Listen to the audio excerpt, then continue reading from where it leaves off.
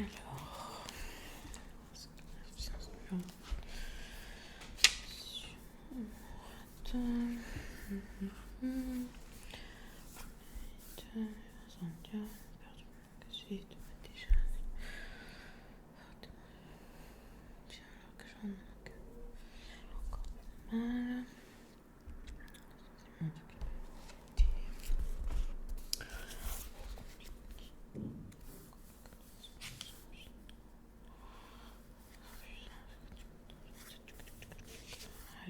ça.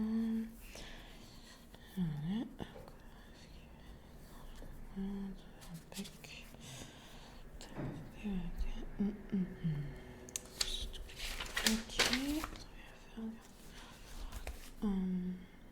D'accord.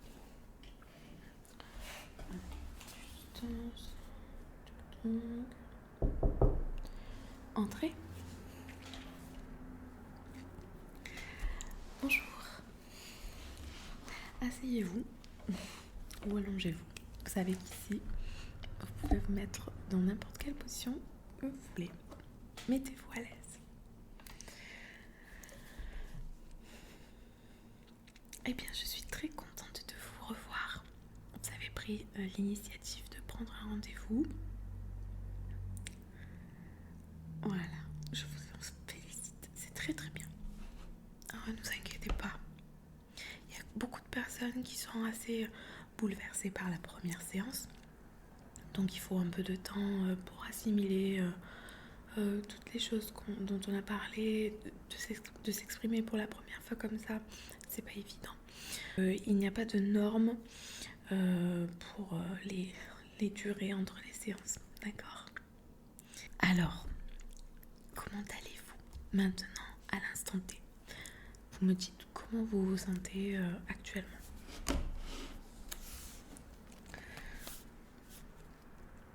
Ok. Un peu détaché, vous avez fermé plus ou moins vos émotions. D'accord. Il s'est passé quelque chose de particulier ? Non ? C'est venu petit à petit. Vous avez un peu de mal à vous exprimer au niveau de vos émotions ? Il me semble que la dernière fois, on avait parlé beaucoup d'injustice, tout ça. On va parler cette fois-ci de votre colère.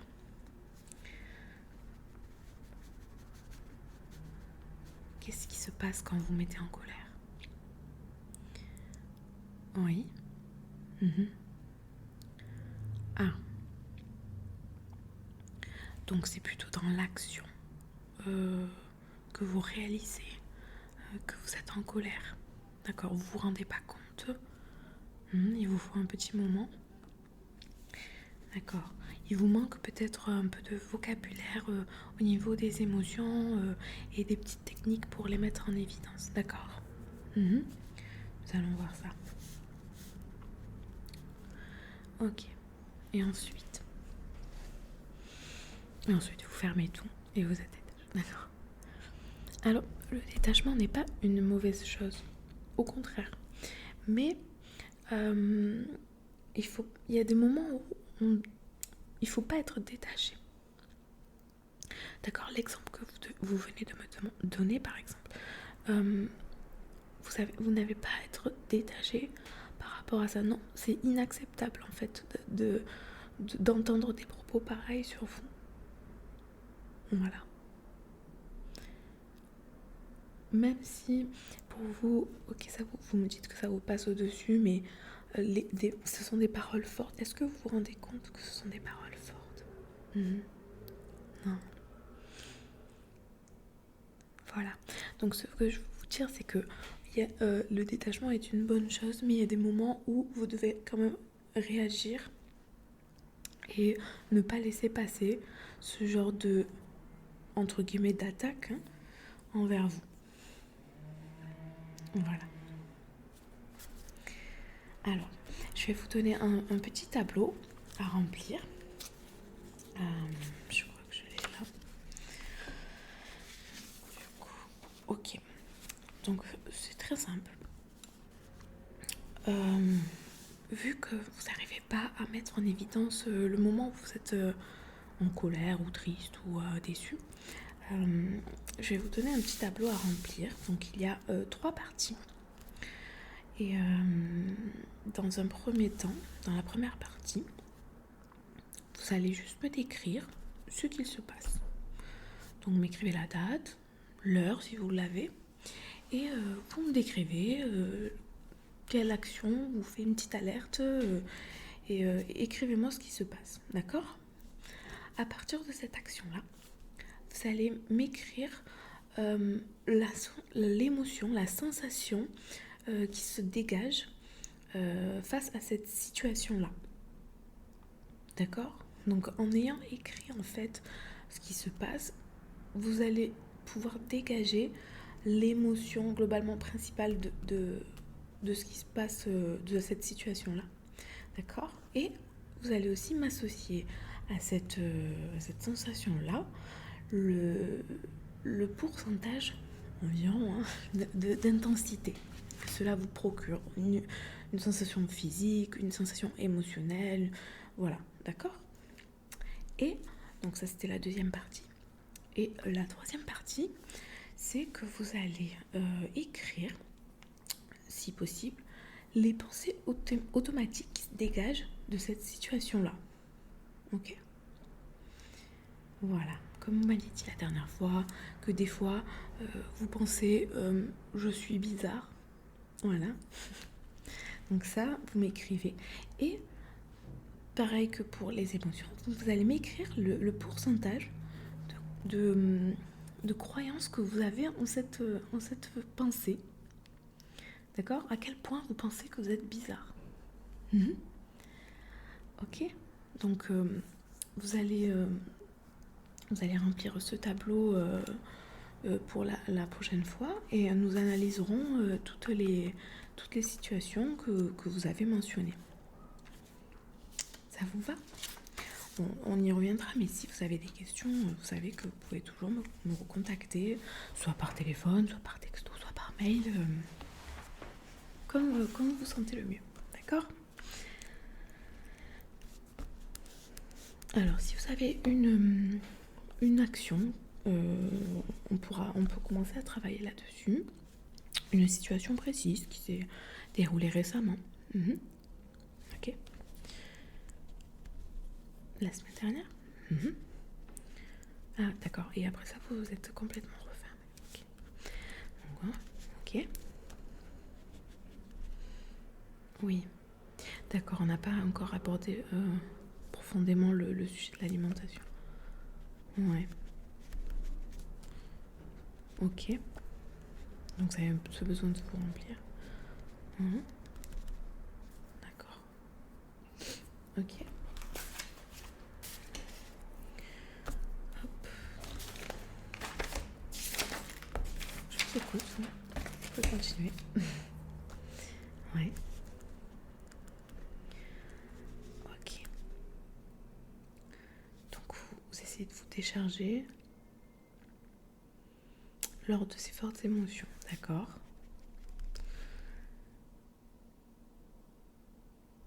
Voilà.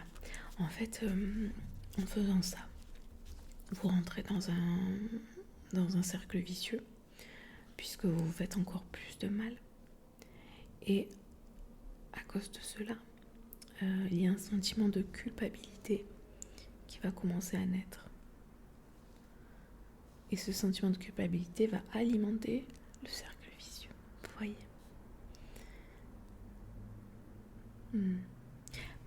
Oui. Voilà. C'est exactement ça. Et je suis contente que ce soit vous qui le mentionniez. La peur du manque. Et voilà, le vide, combler le vide. Voilà. Oui, il y a aussi un exercice très intéressant. Je vous l'enverrai par mail, d'accord?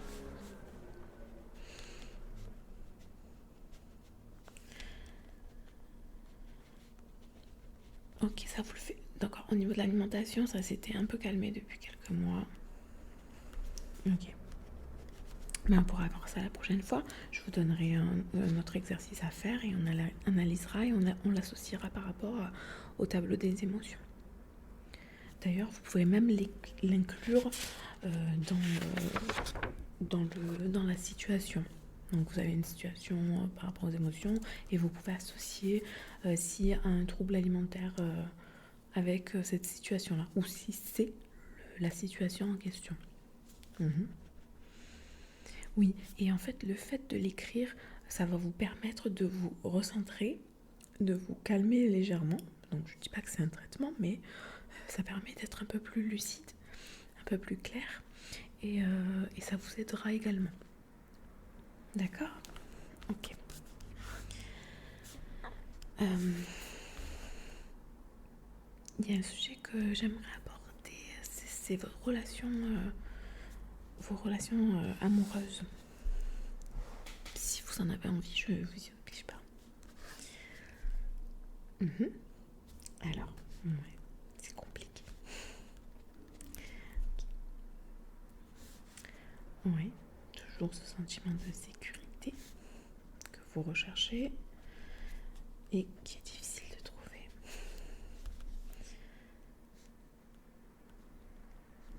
Vous le réalisez cela ?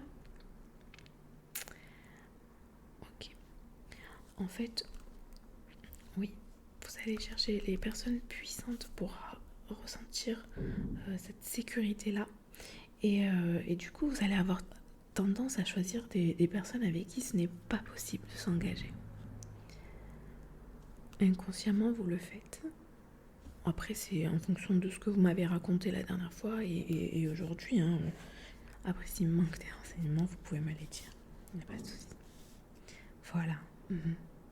Oui, je sais que vous l'aviez un peu réalisé. Oui, le pouvoir des mots. Oui, c'est important parce que quand il se passe des choses comme cela, il y a un peu toutes les idées qui partent dans tous les sens dans la tête. On ne sait plus ce qui se passe, on n'arrive plus à être lucide et tout. Donc, c'est très important de verbaliser et d'écrire ce que l'on ressent, ce qui s'est passé, juste raconter ce qui s'est passé aussi. Vous le pouvez, je crois que je vous avais donné cet exercice la dernière fois, d'écrire. Vous l'avez fait. Vous l'avez brûlé aussi, très bien. Et comment vous vous ressentiez après ça ? Ok. D'accord. Et vous savez que vous pouvez répéter plusieurs fois, c'est pas parce qu'on le fait une fois que hop, ça s'est disparu. Et puis il y en a qui ont besoin de le faire qu'une seule fois aussi. Mais si vous ressentez l'envie de réécrire la même chose et de rebrûler cette feuille, vous pouvez le faire et ça vous aidera également, je pense, vu comme vous en parlez aujourd'hui. Voilà, ok. Donc vous me disiez... Ok.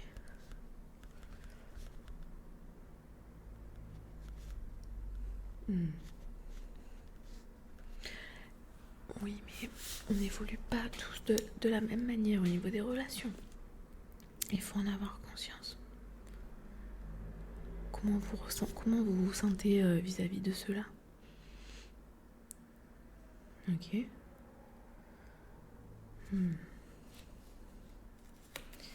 Donc vous avez besoin de compartimenter. D'accord.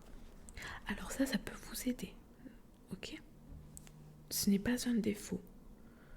C'est on va dire plus ou moins votre inconscient qui vous incite à compartimenter, justement pour pas avoir ce tournis d'idées, de pensées, de croyances qu'il y a dans votre tête et qui vous déstabilise au niveau des émotions et du coup qui fait que vous n'arrivez même plus à mettre en évidence l'émotion qui est actuellement sur vous, que vous traversez, qui vous traverse. Ok, donc c'est pas une mauvaise chose, vous pouvez continuer à le faire. Au contraire, le fait d'écrire, c'est une manière aussi de compartimenter tout ce qui se passe dans notre vie et ça peut vous aider. Ok.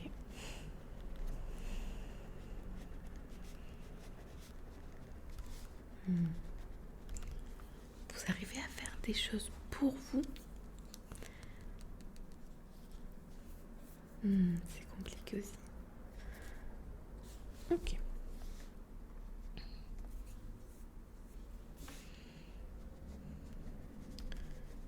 Alors, j'aimerais que vous réfléchissiez à quelque chose dont vous avez envie de faire. Quelque chose qui va vous procurer du plaisir. Ça peut être une marche dans la nature, une méditation, un cours de yoga, bien un massage. Vous pouvez aller vous faire masser ou aller dans un spa, mais quelque chose qui vous procure vraiment réellement du plaisir et dans lequel vous vous investissez un minimum. Parce que ce que vous me dites depuis le début, c'est que vous cherchez toujours à faire plaisir aux autres, à être attentionné, vous faites attention, vous anticipez les besoins des autres, alors que vous regardez même pas vos propres besoins. Donc il va falloir commencer un peu à trouver des moments, vous accorder des moments à vous-même pour votre propre plaisir. Ça peut être un simple bain avec juste la lumière de la bougie, voilà. Ou, comme je vous ai dit, un massage. Ça vous plaît les massages? Oui, ça fait longtemps. Ben, il est temps alors. Vous pouvez faire une petite recherche ou je peux vous conseiller aussi un très bon thérapeute. Oui, je crois qu'il est pas très loin, je me souviens plus. Je vous enverrai aussi par le mail, je vais le noter ici. Alors, ça.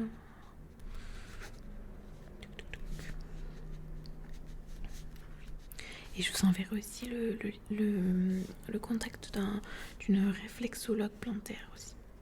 Vous connaissez? Après, vous regardez sur internet ce dont il est question. Si ça vous attire, vous pouvez essayer. Et en plus, celui-là fait la première séance gratuite. Donc, si vous connaissez pas la technique, c'est assez intéressant.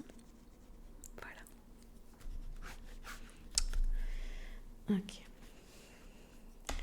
Est-ce qu'il y a un sujet que vous vouliez aborder aujourd'hui? Oui. D'accord. Alors, allez-y.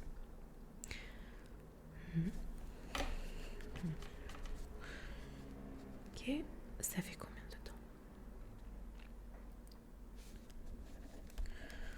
Donc, 21. Et avec... ok. D'accord. Ça vous inquiète?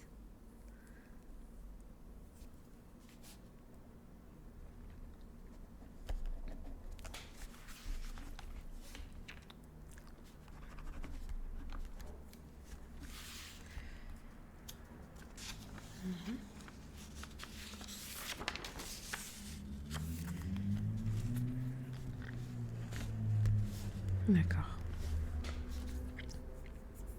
Donc vous trouvez pas ça normal? Alors, bon, vous savez que je vais vous dire le contraire. C'est tout à fait normal de réagir comme ceci. Il n'y a vraiment pas de normes par rapport à la durée, vraiment, avec tout ce qui s'est passé cette année pour vous et le fait de commencer une thérapie, ça fait ressortir beaucoup de choses. Donc voilà, pour le moment, vous vous concentrez sur ça, sur votre propre bien-être. N'écoutez pas les autres, n'écoutez pas les normes qui se passent, voilà, parce que vous ne faites pas ci, pas ça. Il n'y a pas d'importance sur ça. Le plus important, c'est que vous travaillez sur vous, sur vos émotions, et que cette année, ce soit votre année pour que vous alliez mieux et pour que vous acceptiez tout ce qui vous est arrivé et surtout pour que vous vous aimiez. Voilà. Moi, c'est mon objectif de cette année. Il faut apprendre à vous aimer et à vous donner du plaisir, à être attentionné envers vous-même comme vous le faites avec les autres. Il va falloir apprendre à faire la même chose, mais pour vous d'abord. Parce que si vous ne le faites pas pour vous, vous n'allez pas pouvoir vraiment avoir les bénéfices de le faire aux autres. Vous voyez ce que je veux dire? Voilà. Donc voilà, par rapport à ce que vous venez de me dire, ne vous inquiétez pas. on peut pas être partout à la fois, on peut pas tout faire.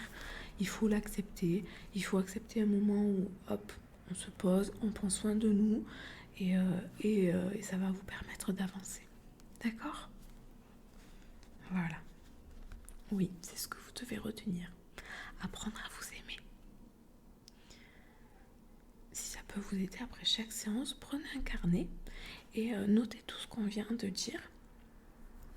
Ça va permettre de se remémorer, de visualiser et justement de commencer à utiliser le vocabulaire des émotions. Et comme je vous ai dit, c'est important de mettre des mots sur tout ce qui se passe dans notre tête. Et au moins, quand vous êtes un peu perdu, vous pouvez relire vos notes et ça vous redonne une petite structure et ça vous aide à y voir un peu plus clair. D'accord? Voilà. Alors du coup, je vais vous envoyer par mail donc le tableau à remplir qu'on va associer également à un carnet alimentaire. Hop, donc je vous enverrai les contacts. Voilà. Et un tout petit peu de lecture sur les relations amoureuses. D'accord? Voilà. Eh bien, j'espère que je vous reverrai très bientôt. En tout cas, il n'y a pas de souci sur la durée entre chaque séance. Vous faites comme vous le sentez. Vous savez que vous pouvez prendre vos rendez-vous sur Internet directement quand vous le souhaitez. Et puis moi, je serais ravie de vous revoir et de travailler sur les exercices que je vais vous envoyer par mail. Je pense que ce sera assez intéressant. D'accord? Voilà. Et je vous le répète, si vous avez la moindre question ou si vous avez juste envie de parler, vous savez que je suis aussi présente en dehors des séances, je peux vous répondre à vos questions ou si vous avez juste envie de parler d'un événement en particulier ou m'envoyer un message, il n'y a pas de souci. Voilà. Eh bien, je vous en prie. Passez une bonne soirée. Couvrez-vous bien.